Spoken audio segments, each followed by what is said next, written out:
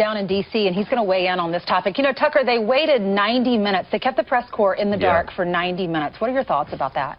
Well, I mean, it's of a piece with what's been happening for the past year during this campaign. What's been happening for the past 25 years in her public life. Sure. She has pure contempt for the press, and they like it. It's a 50 Shades of Grey relationship. I mean, they're masochistic. Thank you, sir, may I have another? The crueler she is to the press, the more assiduously they defend her. And by the way, attack anyone who raises legitimate questions, as the Washington Post did, by scolding other journalists who dared ask obvious questions about her health. Drew Pinsky, Dr. Drew Pinsky, who had a show at CNN, fired after he raised legitimate medical questions about her health. I mean, this is an orchestrated campaign by the press out in the open. It's not taking place sub rosa. It's not secret. We're watching it unfold to help Hillary Clinton become the president. And it's not journalism. It's something less than that. Well, a couple of things. 50 Shades of Grey, I don't know anything about that. We'll have to look that up after the segment. Number two. It's a big book. It's abusive. I had no idea. Okay, and they like it. I loved your point yesterday, is who is handling this schedule. She had pneumonia diagnosed on Friday. She has a series of things going on. They scheduled her to go out to California for fundraisers for money she doesn't even need. She's destroying Donald Trump in that race. She's going to fly across country to do that and then sit there. Is anyone looking out for her health? And anyone who says, oh, but shows her toughness, no, that shows an unreasonableness, an irrational.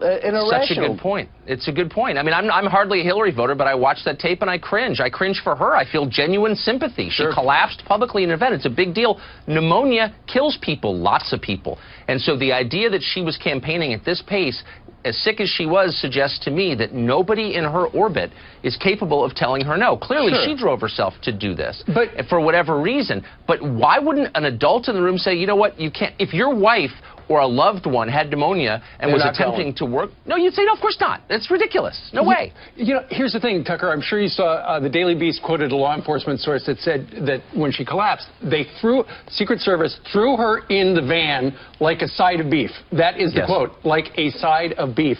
And yet, if she was in that condition, why did they take her to Chelsea's apartment? Well, you know, somebody's out like that, you take them to the hospital, unless this has happened before, they knew what this was all about, the Scooby van had all the stuff in it, or maybe they just didn't want anybody at the hospital like knowing what was going on. Or like Tucker said, no one wants to tell her no. Well, that's right. I mean, I don't want to go to the hospital. She has a physician with her at all times. Candidates do. Of course. I mean, imagine you collapse in public. It's not clear why. Nobody knows why. You need a diagnosis. You need a hospital. You go to Chelsea's apartment, you're not going to get a good diagnosis there unless you got doctors waiting or what? Unless political concerns are your primary concerns. Unless political concerns are more important than health concerns. Exactly. I mean, it does show a kind of intensity that's awe-inspiring, but it's not good judgment. But by the way, if someone is a little unwieldy and they're not sure of foot, hold them. It's easy to say, you know, you could touch her, like security-wise, Ms. Contempt. They were still letting her wobble back and forth. I mean, I wouldn't let somebody, if they got hurt on a football field, they would have a hand around them. Those are a lot tougher people than a 68-year-old running for president. Meanwhile. You know, let's just move on. We all wish her the best. We really have. I mean, watching that video is very sad. Let's move on and talk about Hillary. We all remember when Hillary Clinton said, or we did, we were all working this morning, but a lot of people are just waking up. They didn't follow the news over the weekend. So let's remind folks of what Hillary said about half of Donald Trump's supporters over the weekend. Take a listen. To just be grossly generalistic, you could put half of Trump's supporters into what I call the basket of deplorables. Right? The racist, sexist, homophobic, xenophobic, Islamophobic, you name it. And unfortunately, there are people like that.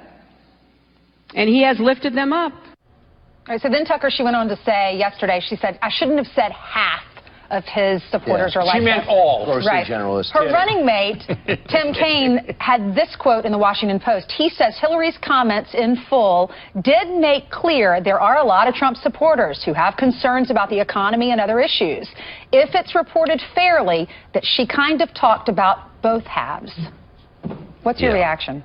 Well, I mean, there are two things going on here. The first is the obvious one. The role of vice president has as its central criterion obedience. That's the most important thing about a VP candidate. He's obedient. So, I mean, if she suggested invading Poland, he'd be for it because he has to be. Sure.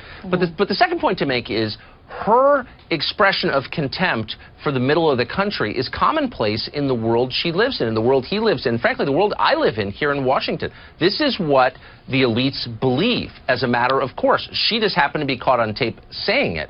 But they sincerely believe that the people who disagree with this aren't just wrong. It's not just a policy disagreement, but they're bad people. They're immoral. They're not really worth listening to because they're morally stained. They're whatever, racist, sexist, Islamophobic, as she put it. This is a very common view, and I really hope that our viewers don't come away thinking only Hillary Clinton believes this. Everyone in her orbit believes it. Everyone in that audience believes it, and that elite crowd in some place I don't go to in New York City. But real quick, Tucker, on top of that, Tim Kaine was never read into this. She was all set to apologize. She never even told Tim Kaine that. And the Washington Post got a hold of talking points, how they're supposed to blame the press if there's too many follow-up questions on this. That is such a good point. It was the first thing I thought. Someone should have told poor Tim Kaine, who's out there like the last Japanese soldier in Okinawa, doesn't know the war is over. He's still firing on behalf of the emperor who surrendered. Look at that. All right. Tucker, thanks very much for getting up so early on this Monday morning. All right.